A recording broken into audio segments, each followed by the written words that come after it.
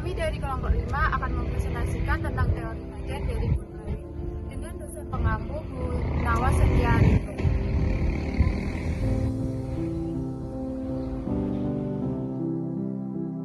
Menurut Kurt Lewin, ilmu fisika dan kimia mempengaruhi psikologi dengan memberi cara berpikir baru mengenai objek, apa yang harus dipelajari, dan bagaimana mempelajarinya.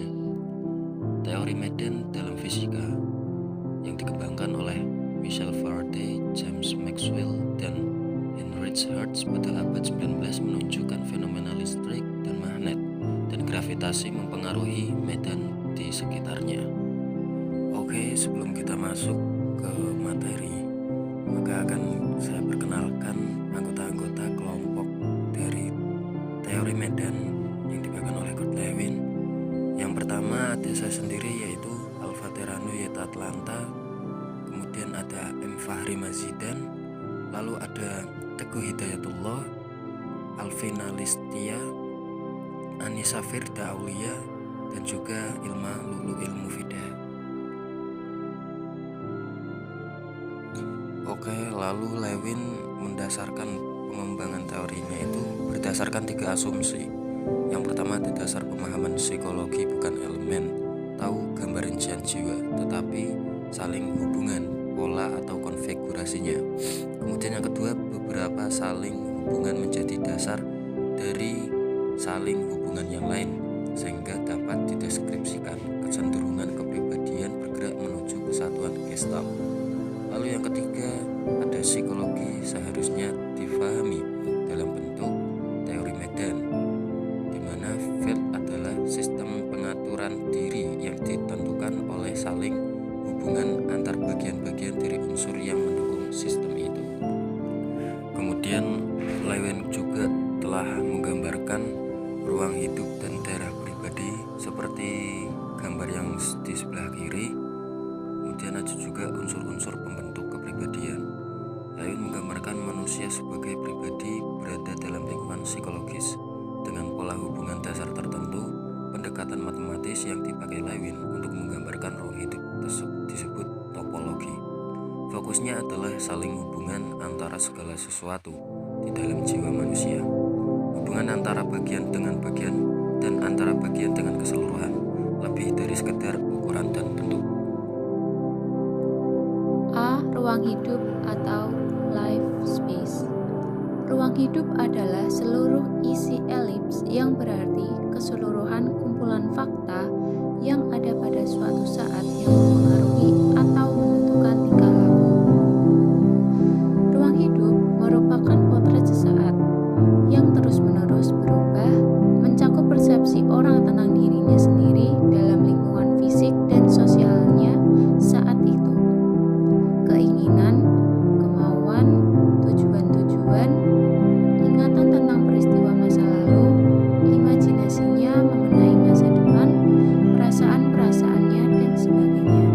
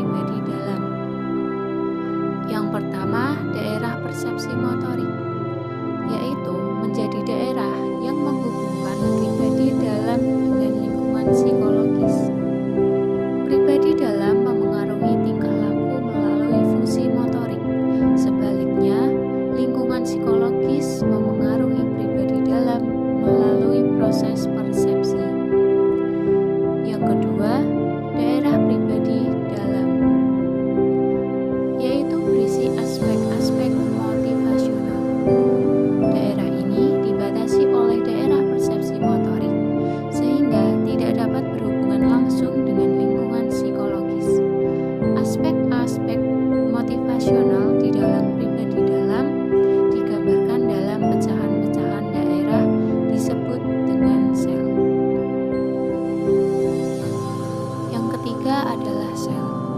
Sel yang berdekatan dengan daerah persepsi motorik disebut sel perifer.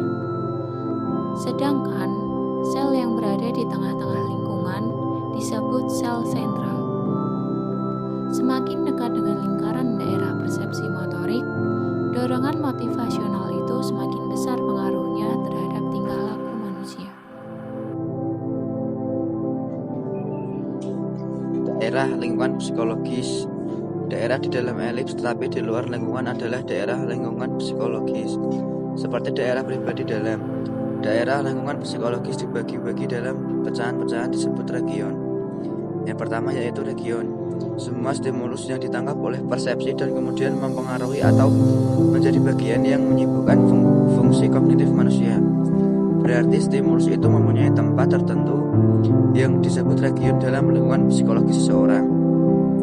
Yang kedua yaitu boundaries. Semua garis yang tertera pada diagram itu disebut boundaries. Bisa merupakan batas antar sel, antar region, atau antar daerah lingkungan psikologis dengan daerah persepsi sampai motorik, dan antara daerah persepsi motorik dengan daerah pribadi dalam. Antara unsur-unsur struktur kepribadian yang dibatasi boundaries itu bisa saling berinteraksi atau digambarkan dengan garis boundaries yang tipis atau saling independen atau garis tebal. Garis yang tipis menggambarkan sifat boundaries yang permeable, artinya garis itu mudah ditembus dan dua daerah yang dibatasi garis itu bisa saling mempengaruhi. Garis yang tebal menggambarkan sifat boundaries yang tak permeable, artinya garis itu tidak bisa ditembus. Dua daerah yang dibatasi garis itu saling independen, tidak saling mempengaruhi. Selanjutnya yaitu lingkungan non-psikologis. Lingkungan non-psikologis luasnya tidak terhingga, sehingga seharusnya tidak mempunyai boundaries. Apa saja yang ada tetapi tidak menjadi stimulus bagi diri seseorang, termasuk lingkungan non-psikologis bisa berupa benda atau objek, fakta atau situasi sosial. Isi-isi ruang hidup. Pikiran-pikiran masuk dalam kelompok sel, bagian dari pribadi dalam. Sel dan juga region dapat terpecah menjadi sel yang lebih kecil. Setiap sel atau region dari ruang hidup dihuni oleh fakta yang terpisah. Bagi Lewin, fakta bisa semua hal, baik yang dirasakan seperti lapar dan haus, maupun yang disimpulkan seperti masalah orang lain, dia orang yang bodoh. Fakta juga bersifat empiris, fenomenal, hipotesis, dan dinamik. Fakta yang ada di dalam daerah pribadi dalam disebut kebutuhan, dan fakta yang ada di dalam lingkungan psikologis berupa objek. Setiap kebutuhan menghuni sel yang terpisah dalam pribadi dalam, dan setiap objek menghuni region yang terpisah dari lingkungan psikologis.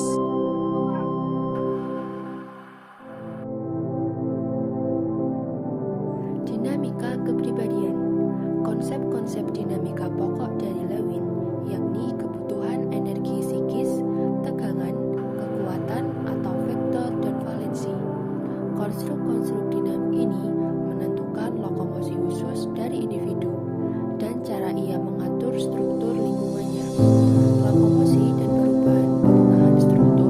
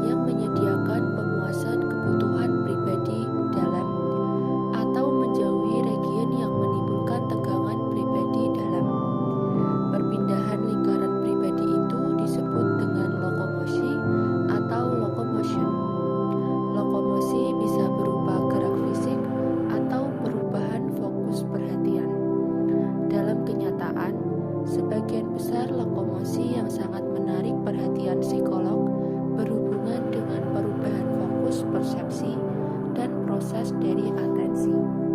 Selanjutnya yang terakhir adalah event. Lewin menggambarkan dinamika jiwa dalam bentuk gerakan atau aksi di daerah ruang hidup dalam bentuk peristiwa atau event. Telah dijelaskan di depan bahwa peristiwa atau event itu adalah hasil interaksi antara dua atau lebih fakta, baik di daerah pribadi maupun di daerah lingkungan.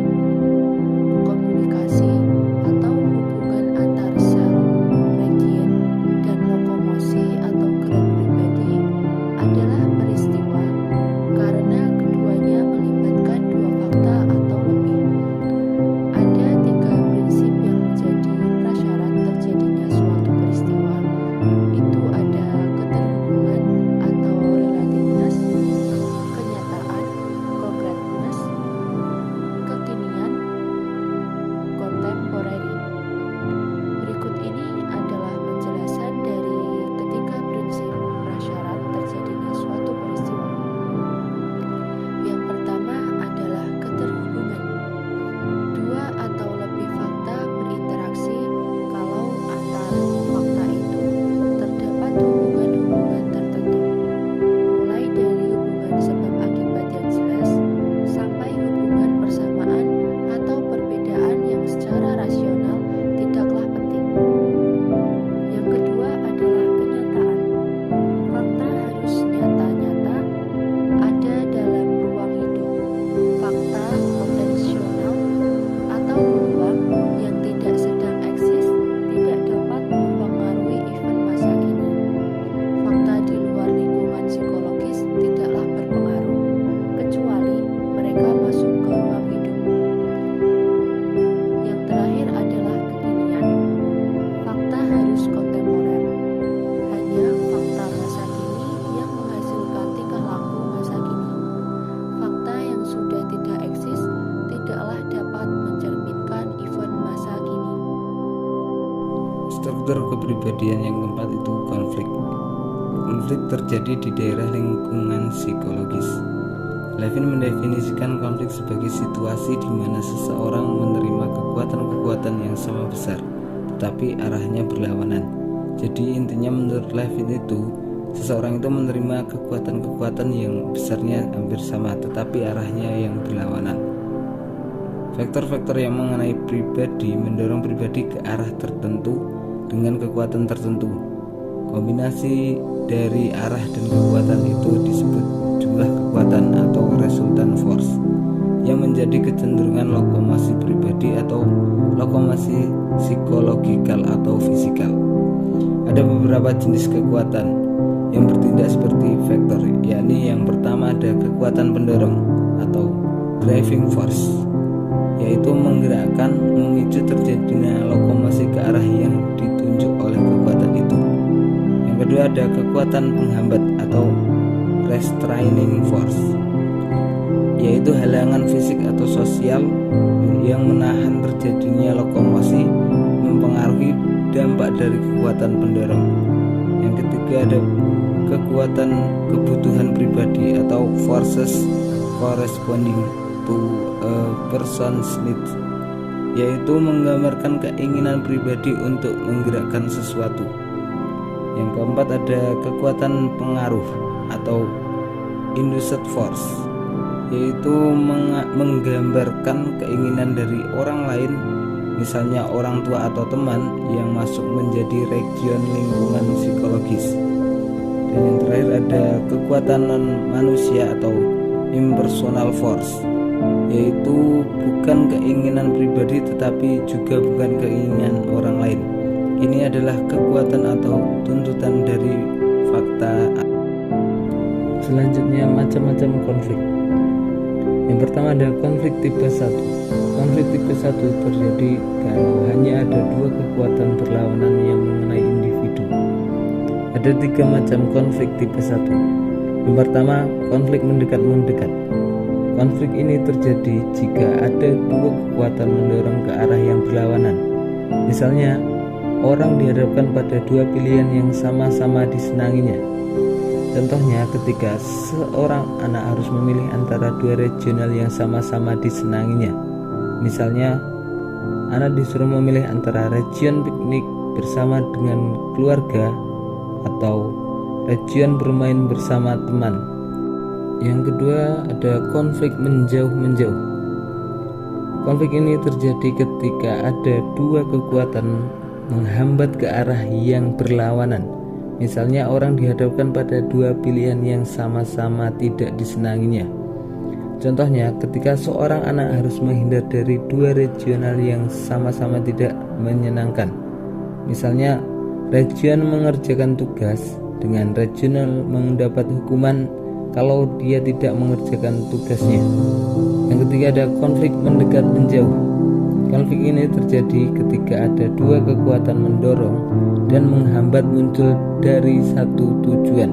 Misalnya, orang dihadapkan pada pilihan sekaligus mengandung unsur yang disenangi dan tidak disenanginya. Contohnya, suatu destinasi yang mempunyai valensi positif dan negatif. Misalnya, ketika anak ingin mengambil bola, tetapi bola itu berada di atas atap rumah. Macam-macam konflik yang kedua yaitu konflik tipe 2. Konflik tipe 2 ini adalah konflik yang kompleks, bisa melibatkan lebih dari dua kekuatan.